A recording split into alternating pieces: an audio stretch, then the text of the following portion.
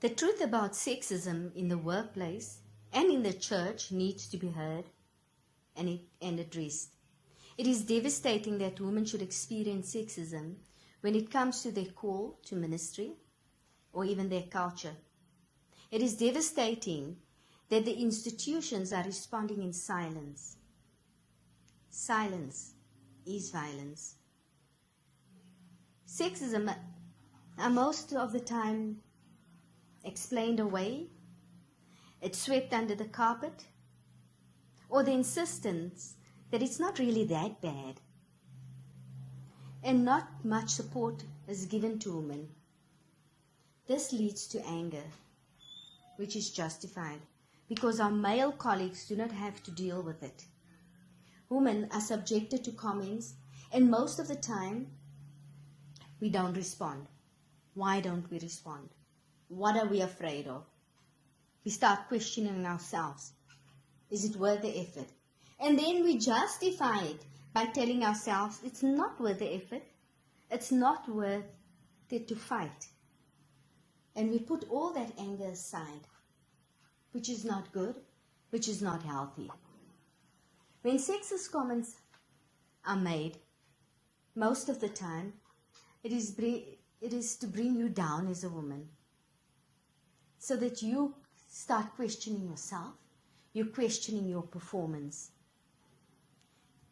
Sexism, it's much harder to navigate for women in ministry than to our counterparts, the women in business, because of the belief that as a woman in ministry, we will have to accept these comments as unintentional, and we are expected to react even to unkindness with love.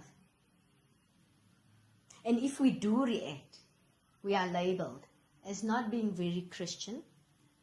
Oh, and the famous one, we are too sensitive. But what is the biblical understanding of gender equality? Genesis 1 verse 27 states, "So God created human beings, making them to be like himself, male and female, were given equal task of ruling and subduing all creatures." We see woman empowerment in Proverbs 31 verse 16 and 17, which speaks about woman empowerment, and it says she surveys a field and acquires it from her own resources. She plants a vineyard, she works energetically, and her arms are full of power. When a woman sets her mind to something, she will get it done, because she does it with humility and she does it with love. And we should have more women in ministry and more women in government ruling the world. In closing, Jesus reopened the word ministry for women. Mary was one of Jesus' students in theology. Jesus encouraged women to be their own person. When Martha complained about Mary,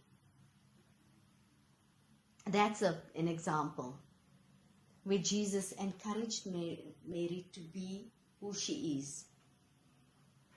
Jesus showed his approval for women's rights.